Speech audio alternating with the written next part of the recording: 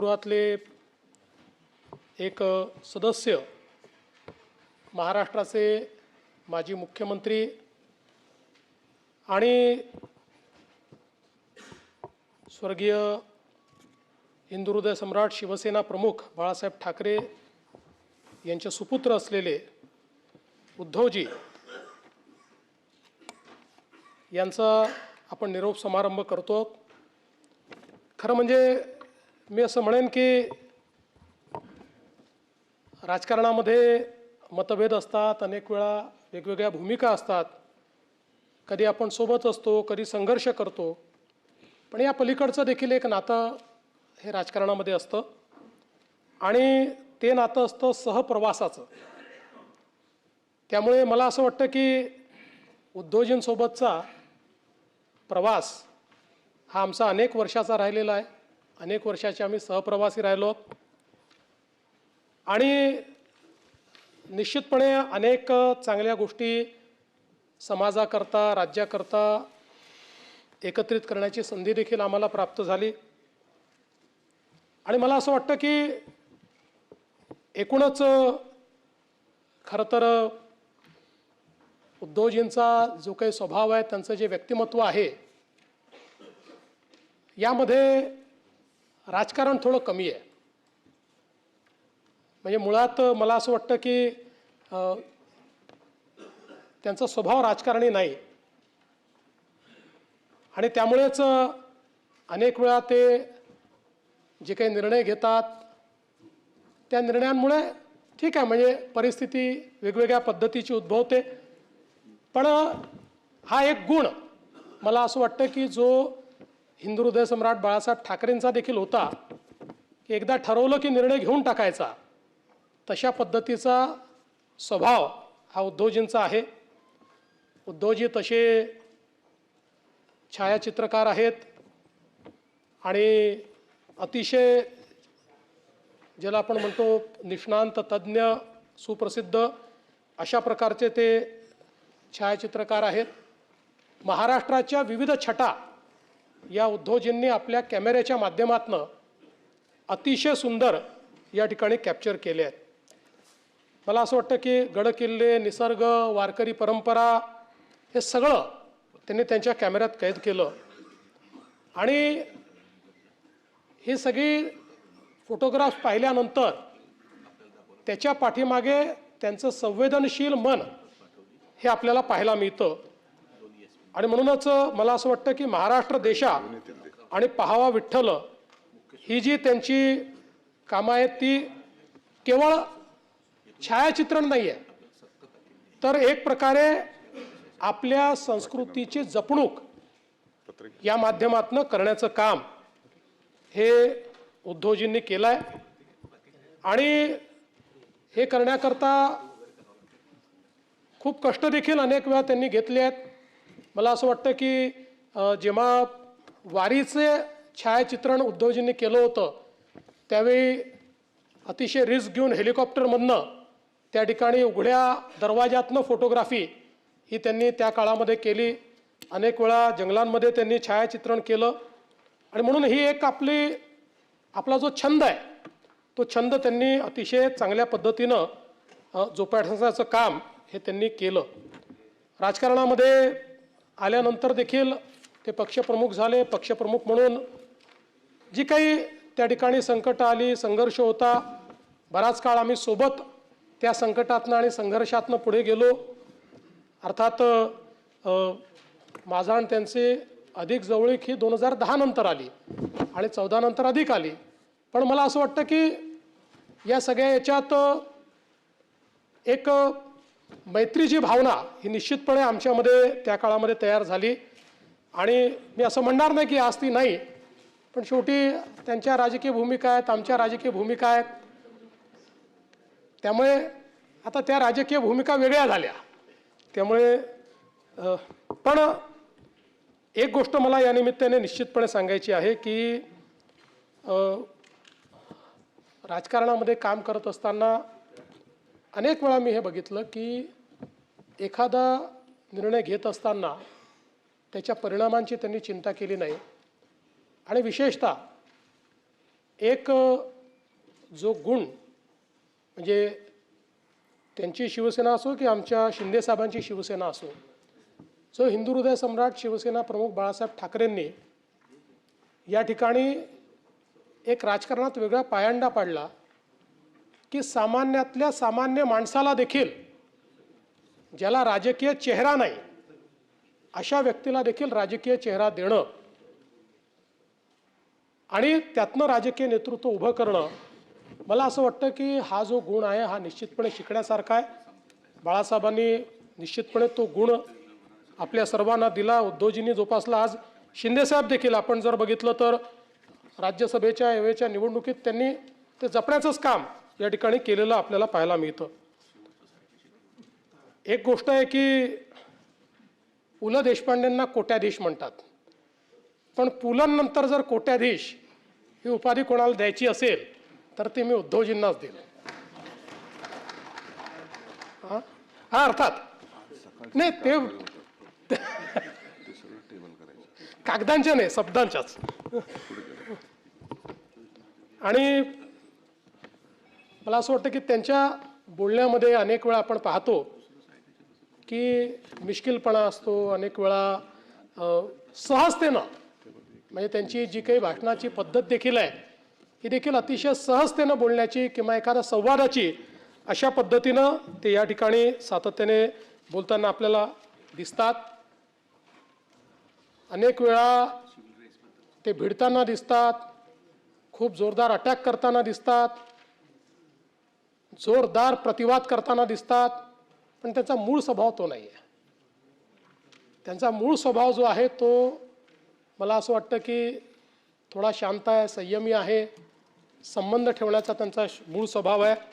पण राजकारणात आपल्याला वेगवेगळ्या प्रकारचा आवेश आणावा लागतो, त्याप्रमाणे तो आवेश देखील आणताना आपण त्यांना पाहतो. पण या सगळ्या परिस्थितीमध्ये मला एक गोष्ट निश्चितपणे अशी वाटते की आता या सभागृहामध्ये ते 6 वर्ष होते, कदाचित त्यांनी ठरवलं तर पुढच्या वेळेसही ते 6 वर्ष या ठिकाणी येतील. पण उद्धवजी, आम्हाला या सभागृहात तुमच्या कोट्या कमी ऐकायला मिळाल्या, त्यामुळे जर तुम्ही निर्णय घेतला आणि पुढच्या वेळेस पुन्हा आलात तर जरा जास्त कोट्या तुमच्या आम्हाला या सभागृहात ऐकायला मिळाव्यात, अशा प्रकारची माझी अपेक्षा आहे. आता खरं तर आम्ही एकत्रित होतो, आता 19ला काय झालं, जे काय झालं, आम्ही वेगवेगळे झालो आणि म्हणून मला केवळ एक शेर या ठिकाणी ऐकवायची इच्छा आहे. 260, 259 आजचं जे राहिलेलं कामकाज आहे साजिश की सौगात पहनकर बैठ गए, अनचाहे हालात पकड़कर बैठ गए. साजिश की सौगात पहनकर बैठ गए, अनचाहे हालात पकड़कर बैठ गए. जिनको मेरा हाथ पकड़कर चलना था, हैरत है वो बात पकड़कर बैठ गए.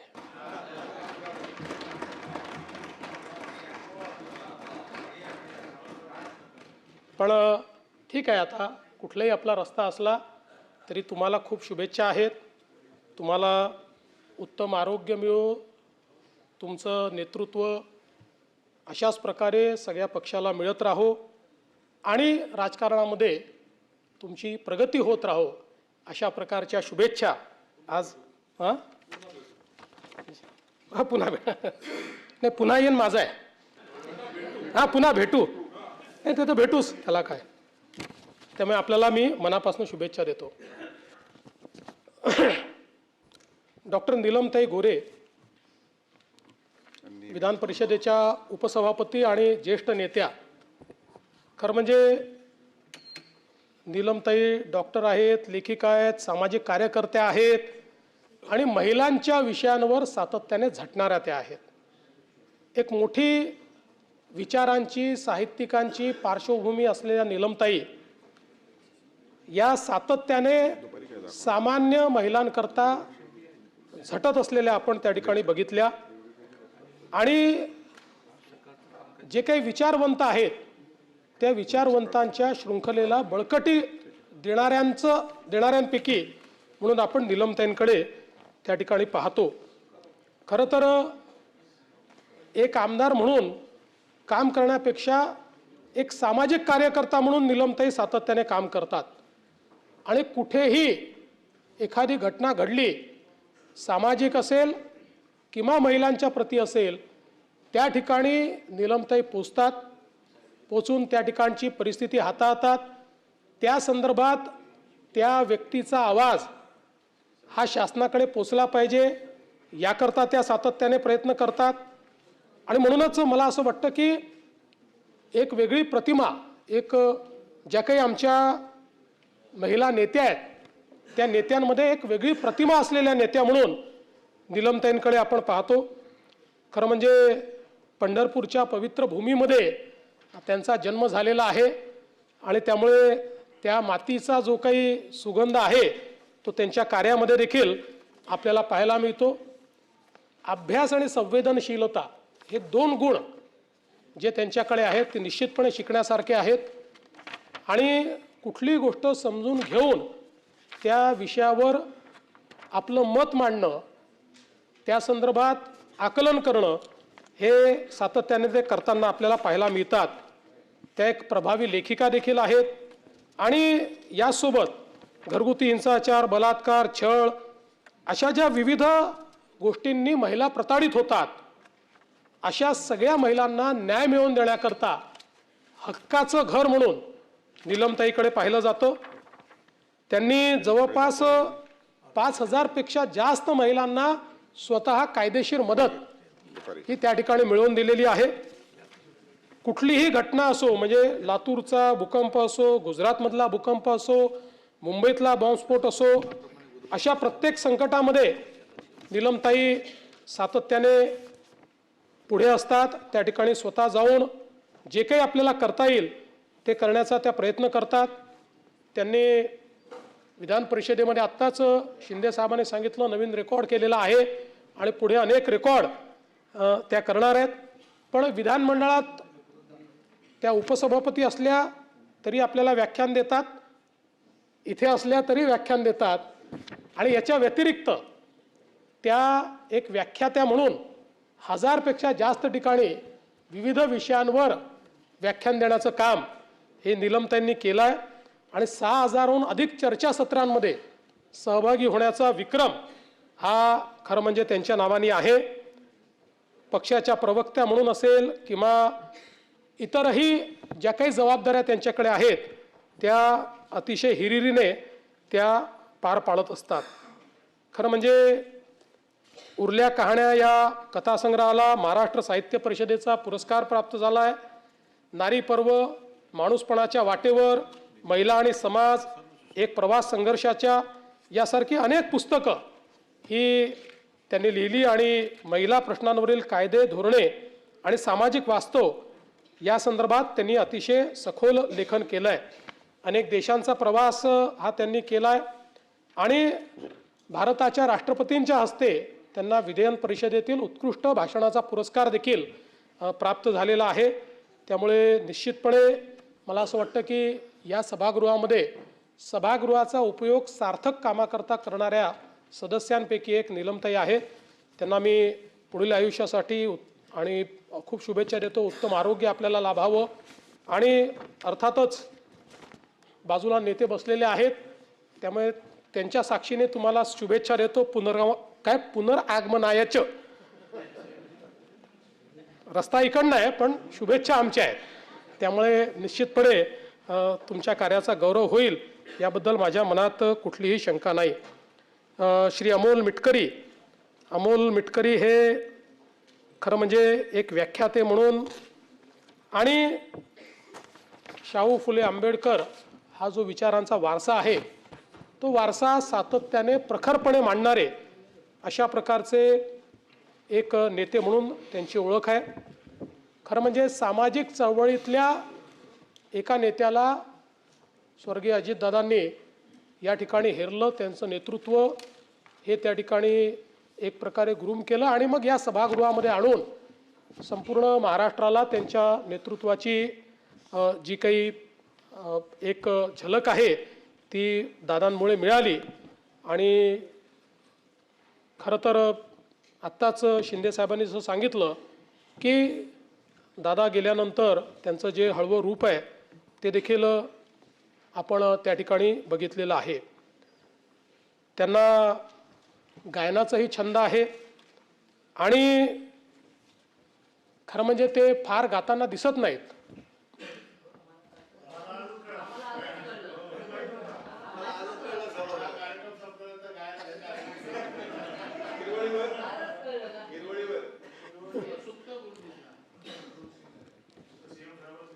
सिक्रेट गायक आहेत ते.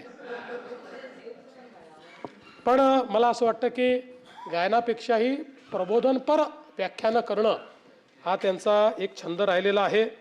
त्यांना सावित्रीबाई फुले कार्यगौरव पुरस्कार, भीमरत्न पुरस्कार, मित्ररत्न अशा अनेक पुरस्काराने ते सन्मानित झाले आहेत.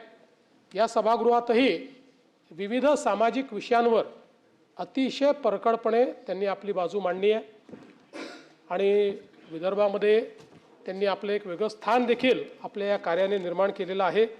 त्यामुळे निश्चितपणे अमोलजी आपल्या या आक्रमक शैलीला मी खूप शुभेच्छा देतो.